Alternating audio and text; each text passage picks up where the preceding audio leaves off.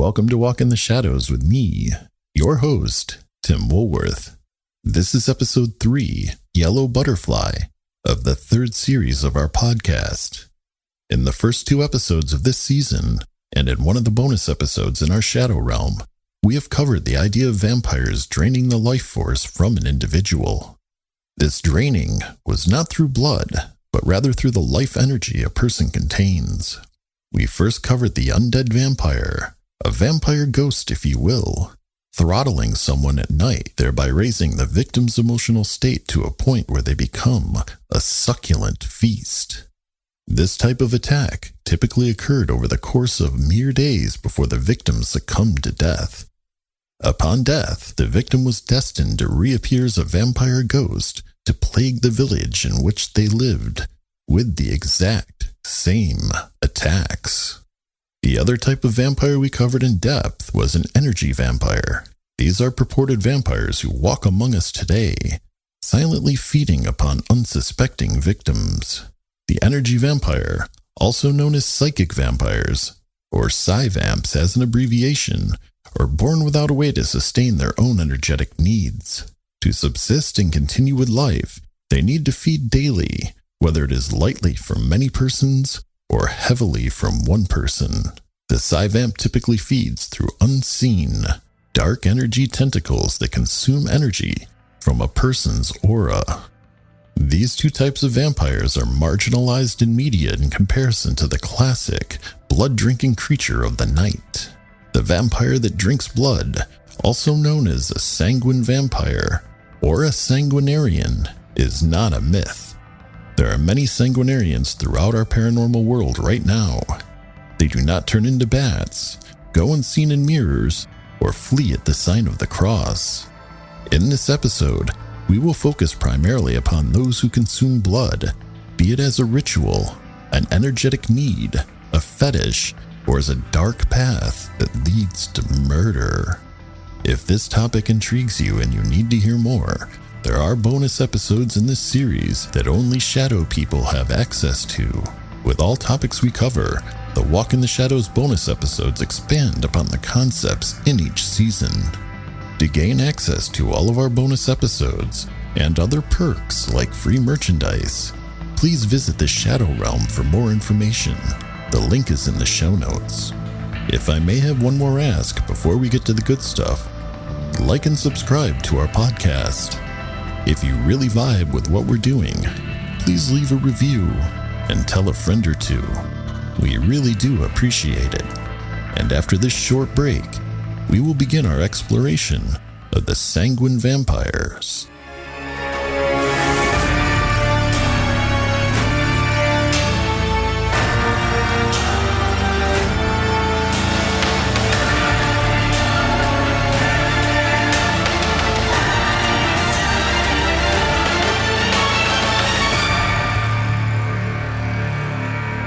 In the depths of night, the vampire can see you clearly.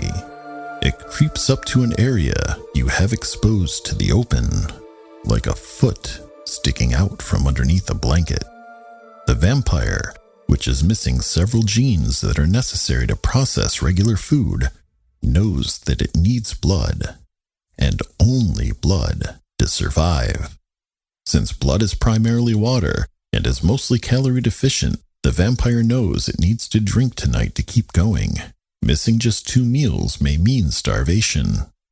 As the vampire reaches your foot, it then deftly sticks out its tongue and licks a small area to coat it with an anticoagulant. Only then will it make a small incision with its teeth, leaving 2 little punctures so fine that it doesn't awaken you. The vampire's anticoagulant keeps your blood flowing while it laps away in a gluttonous frenzy at your ichor until its belly is full and distended. The vampire then backs away slowly and vanishes into the night to digest your lifeblood. This is how a vampire bat feeds upon its victims. This type of bat was named after the vampire, not the other way around. In fact, the anticoagulant it uses has aptly been named Draculin and is currently being researched for medical uses like aneurysms and stroke patients. Much like its little furry mammal counterpart, the blood-drinking blood-drink vampires known throughout all cultures. After all, we know, as a species, that we need to protect our blood, our life's energy. As we discussed in episode 1, and also in the Shadow Realm bonus episodes for this series, written accounts of blood-drinking vampires are ancient, going back thousands of years, and they encompass the globe. The idea of biting the neck for blood is a modern take on vampirism. Its genesis can be found in 18th century Serbia with the purported vampire, Sava Savanovic. The account of Sava was written by Milovan Glizic in his work, After 90 Years, the Story of Serbian Vampire, Sava Savanovic, capturing the fear that Sava wreaked upon his village of Zero-G. The author wrote that Sava lived in an old watermill below the springs of the Rogačica River. He was active in the late 1700s. He was rarely seen throughout the day and was visited only by villagers who wanted to buy flour. As the legend has it, they never returned from the mill. One day, a customer who went to buy flour at Sava's mill found him dead. He had 2 blood spots on his neck, and a yellow butterfly came out of his mouth. The story of the vampire Sava was published 17 years before Stoker penned Dracula. You should be able to draw the conclusion clearly between Sava and Dracula, as the marks on the neck are a telltale sign in the vampire mythos that blood has been drained. People were seeing Sava stalking the grounds of his mill until the 1950s, but there were very few purported attacks. In 2012, Sava's mill collapsed. The villagers were very distraught. According to local municipal assembly member Miodrag Vujitic, people are very worried. Everybody knows the legend of this vampire, and the thought that he is now homeless and looking for somewhere else and possibly other victims is terrifying people. We are all frightened. The Romanian Times reported that because of the mill collapse, garlic sales soared as villagers placed bulbs of it in their windows and hung them on doors, often alongside a holy cross, to ward off the wandering vampire Sava. Modern sanguinarians are a bit different than Sava. With few exceptions, they don't kill, they don't bite the neck of unsuspecting victims, and they don't convert people to vampires. I once met a sanguinarian. In my youth, I used to attend goth and industrial clubs in Los Angeles regularly. It was the scene I most identified with as a young man in my 20s. At one club I would attend regularly, Coven 13 at the El Rey Theater on Wilshire's Miracle Mile, there was a lady who dressed in black flowing lace with long black hair that had white braids. She had a pale face, and she always managed to find me on the dance floor.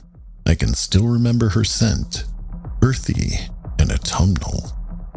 After our third encounter on the dance floor, with the bass of up-tempo goth music pumping through the air, she held me close, then pressed her lips to my neck.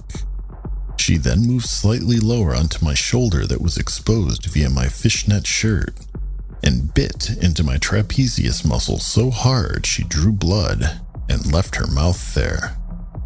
I pulled away, and she commanded with just one word, "Stay!" I did not obey, and I actively avoided her searching gaze on the dance floor every time I went to the club thereafter. I soon learned that Coven 13 was the home of LA's vampire scene after conferring with another friend who attended the same clubs. From that point on, I managed to simply enjoy the music and dance the night away in the shadows, actively avoiding any invitation to join the inner sanctum of the City of Angels, sanguinarians.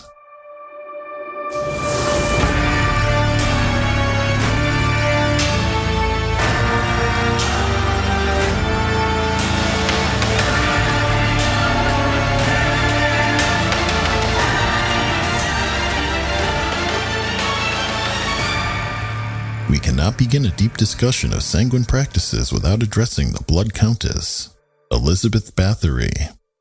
In 1575, Bathory was married to Count Nadasdy and they took up residence in the Count's castle in the Slovak Republic.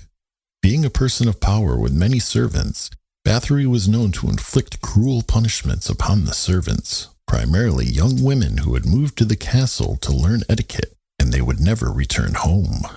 After accusations were levied, the couple moved to Transylvania to avoid the public eye.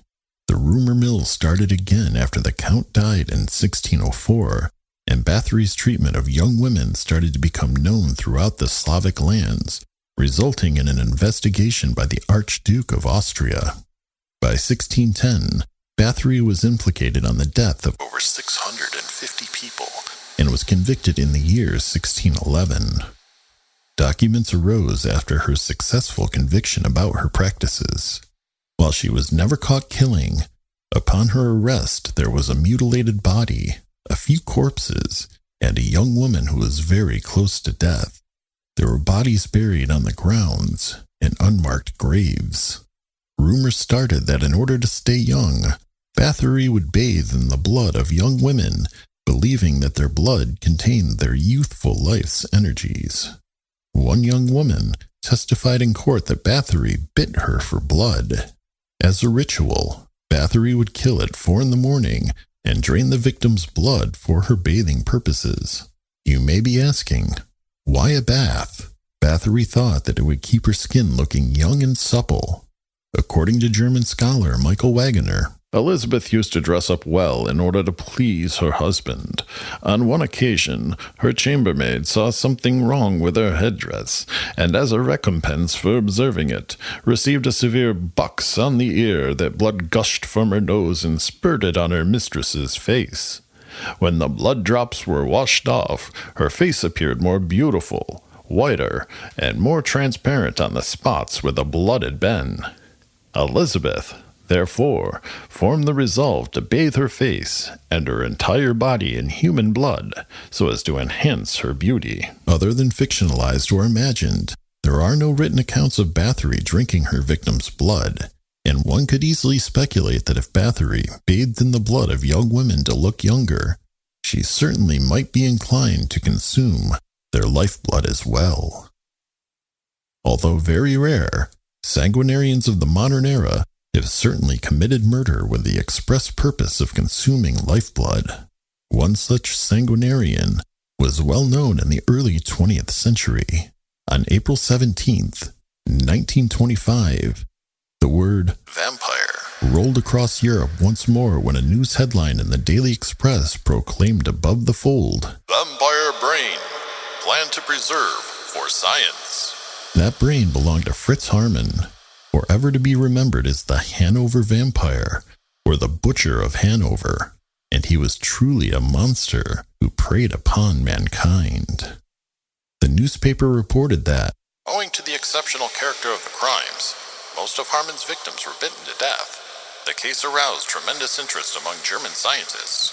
It is probable that Harman's brain will be removed and preserved by university authorities. Harman was educated in a prep school for non-commissioned officers.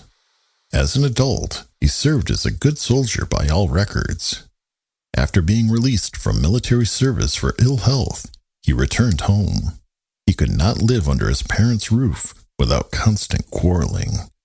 Then there were accusations of Harman committing offenses against children.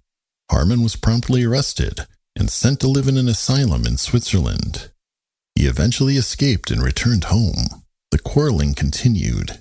His only way out was to re-enlist, and once again, he was recognized as a good soldier. When he was released due to another illness, he had his pension papers in hand. Once again, home life with his family fell apart, and they tried to have him committed due to his anger issues. He was examined by Dr. Andre in 1903. The doctor felt that Harman did not need a mental asylum, so its parents kicked him out. Very quickly, with no job and no home, Harman became a petty thief and was arrested for that crime and other misdemeanors. Harman left jail in 1918. He walked out into a Germany that was at the end of the First World War, and there had been a dramatic shift in the country. Due to his pension and other money he had squirreled away, he could afford to set up a butcher shop. Harman became known for selling meat at a lower price than all of his local competitors. During a time of scarcity and hunger after the war, it meant that his shop was full of patrons daily. It was around this time that Harmon met a male prostitute named Hans Grans. Together, the two would share in the sadistic and vampiric crimes that Harmon became infamous for. Unemployment ran rampant through the country, and major cities like Hanover were a destination for those seeking employment. At night, transient would-be workers huddled in the alleys, cold and hungry. The vampire Harmon would walk among these same alleys at night, dressed as a police detective looking for prey. Once he spotted someone that matched his preferences, he would ask the young man when they had arrived and where they were going. Inevitably, after a sob story about having no place to go, Harmon would offer them a mattress and a meal at his place, only if they had no local family or friends. Those that left with him would never be seen again. When the young men arrived at his home, Harmon and Grans would feed them dinner, mainly consisting of meat from the butcher shop below. Once their victim had a full belly, the pair would ply the young man with alcohol until he became tired. It was then that Harmon would show his victim to the guest bed and savagely bite into their necks, suckling at their life's blood until they died. After several missing young men, Harmon was ultimately tracked down and charged for his offenses.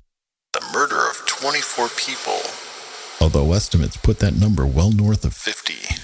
While at trial, a contemporary newspaper covered the details of the case. Throughout the long ordeal, Harmon was utterly impassive and complacent. The details of the atrocious crimes for which Harmon will shortly pay with his life were extremely revolting. All his victims were between 12 and 18 years of age, and it was proven that the accused actually sold the flesh for human consumption. He once made sausages in his kitchen, and together with the purchaser, cooked and ate them. Some alienists hold that even the 24 murders cannot possibly exhaust the full toll of Harmon's atrocious crimes, and estimate the total as high as 50. With the exception of a few counts, the prisoner made minutely detailed confessions, and for days, the court listened to his grim narrative of how he cut up the bodies of his victims and disposed of the fragments in various ways. He consistently repudiated the imputation of insanity, but at the same time maintained unhesitatingly that all murders were committed when he was in a state of trance and unaware of what he was doing. This contention was specifically brushed aside by the bench, which in its judgment pointed out that according to his own account of what happened, it was necessary for him to hold down his victims by hand in a peculiar way before it was possible for him to inflict a fatal bite on their throats. After biting the men fatally on their throats in a vampiric fashion, he would resell their clothes at a shop and dispose of their bodies via his butcher shop. From 1918 to 1924, the discount meat that Harmon sold as beef was often his most recent victim. Harmon's house, with the butcher shop below, abutted a canal off the Lena River. The bones and offal that he could not use for the butcher shop were unceremoniously dumped in the river. He would keep his victims in cupboards and ice chests until they could be processed and disposed of via his shadowy means. In the summer of 1924, bones started floating to the surface in the canal by his home. This put the local police on alert, but there was no direct link to Harmon. That soon changed. One night, Harmon was arrested for indecency after a fight in public with a young man. His place was searched, and incredible amounts of damning evidence was found. There was a young man in one of the chests, and there were clothes, blood, and other pieces of evidence that pointed to Harmon being a monster. Harmon had no compunction about fully confessing to everything, from how he selected his victims to how he disposed of them. He was only cagey about how many young men he had vampirized and sold in his butcher shop. Per his request, Harmon was sentenced to death via beheading, and he was decapitated at a public execution via a heavy sword on April 15th, 1925. His partner Grans, who helped lure the victims back to Harmon's, served 12 years in prison. It is quite fitting that a man who killed in the method of a vampire was beheaded in the manner of many vampires resting in their eternal graves.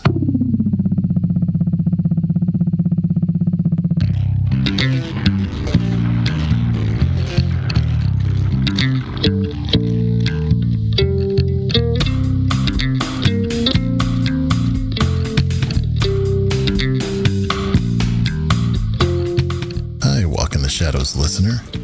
I thought I'd give you a quick reminder that we have merchandise available on our website, including some new shirt and sticker designs for this series. You are also invited to our Shadow Realm, where you can help support your favorite paranormal education podcast for less than the price of a used paranormal book per month. In return for your support, you will receive some thank you merchandise, access to several WITS bonus episodes per season, and access to a private Discord server for discussions with myself and your peers. If you've taken the time to do so already, thanks for rating and subscribing to this podcast. If you haven't rated, reviewed, or subscribed to WITS yet, please do. We've got some great things lined up in our future, and several topics we can't wait to explore for you. Now, let's get back to our walk in the shadows.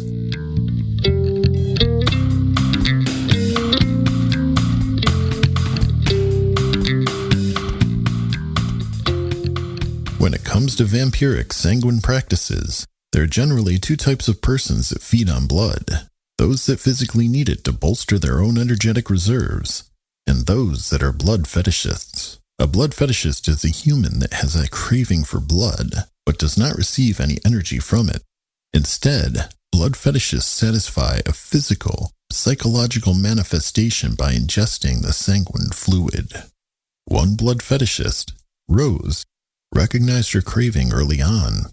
As a school teacher, when a child would fall down and get scraped or cut, she would use a paper towel to blot the wound and then ball it up in her pocket and suckle on it at home. She was also a practitioner of occult arts and would trade spell work in return for the client pricking their finger and letting a few drops of blood fall into a vessel that she could later lick clean. Eventually, she found a partner. They would use a lancet on each other's fingers and then suck the blood out. Blood drinking made me feel special, but I also felt rather ashamed and guilty.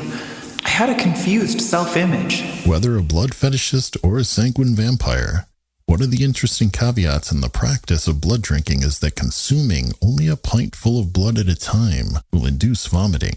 This is true of both humans and sanguine vampires, which points to the fact that despite the romantic beliefs we have of vampires, and that some vampires have of themselves, sanguinarians cannot drain someone. Vampires often report that it only takes a mouthful of blood and no more than 2 ounces over several hours to induce a drunken feeling as they consume the energy that they need. Much like the psychic vampire, the sanguinarian lacks the ability to generate life's energies. Some sanguine vampires are energy vampires as well, but they cannot process enough of the energy gained from psychic feeding to fully function. Only through consuming the blood itself, the warm, salty font of life energy, can the sanguinarian feel fully alive. One elder vampire, Khan, wrote an amazing analogy for this when he penned that the main reason some people feed on blood is that they are simply incapable of taking in energy by psychic means alone. Both means contain the necessary chi, but the difference between taking in chi through psychic means versus blood consumption can be explained with a simple analog. It's like the difference between drinking coffee and sucking on a coffee bean.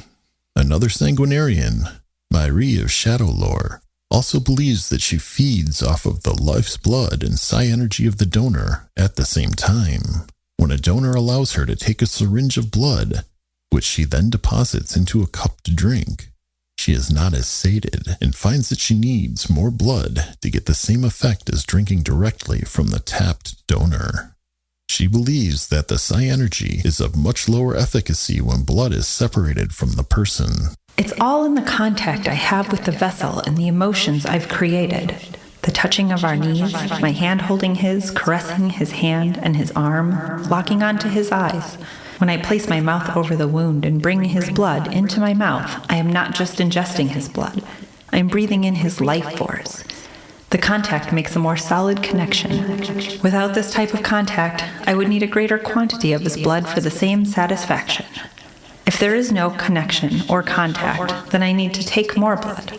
But when there is a connection like the bond my donor and I have, or that of a vampire who feeds from a spouse, then the amount taken is far less. This is because the vampire is contact feeding from their donor's psi energies, while feeding from their blood.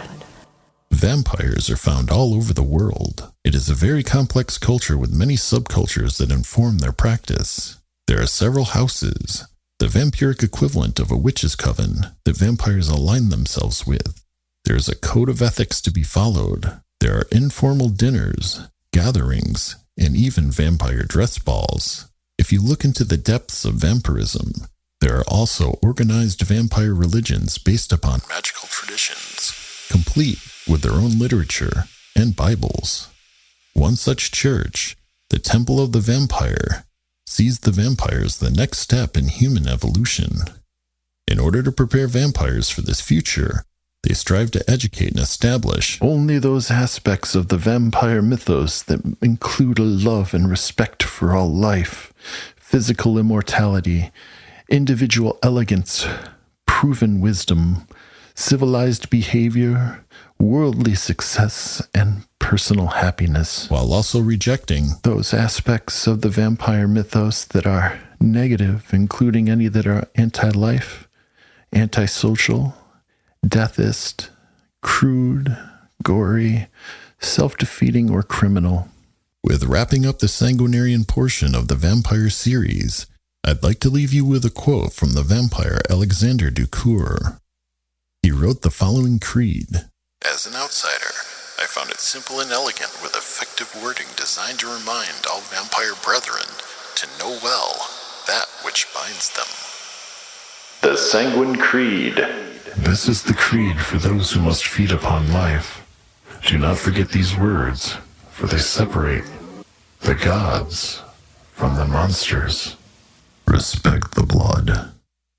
It can bring life or death. Honor the blood. It is our weakness and our strength. Celebrate the blood. It is a sacred, precious gift.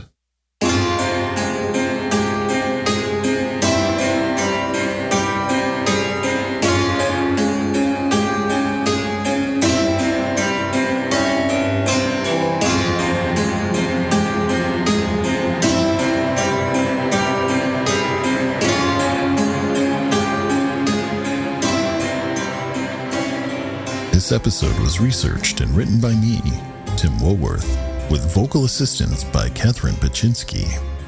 The final audio engineering and creative soundscapes are from my fellow explorer of the unknown, Joshua Shawn of Zero-G ITC. Hopefully this episode made a little bit of our paranormal world more normal for you. If you liked what you heard today, please review Walk in the Shadows and subscribe to hear more. As always, if you have any personal anecdotes, observations, or alternate explanations you would like to share on this or any other topic we've covered, or just maybe you would like to drop a note to tell us about any encounters you've had with the weird, you can always reach us via our email, contact@walkintheshadows.com. Once again, that's contact, spelled CONTACT, at walkintheshadows.com. If you want to learn more about this podcast or myself, please visit our Walk in the Shadows website. The link is in the show notes. On our website, you can find stunning merchandise available only through our Walk in the Shadows store. You will also find the resources used for this series, articles related to the content of our episodes, all of our social media accounts, and access to our Shadow Realm. Finally, thank you for your time spent walking in the shadows with me.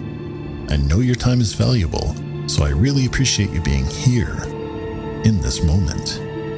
Until next episode, may you and yours be healthy, prosperous, and treated with kindness by everyone and everything you meet, both in the light and in the shadows.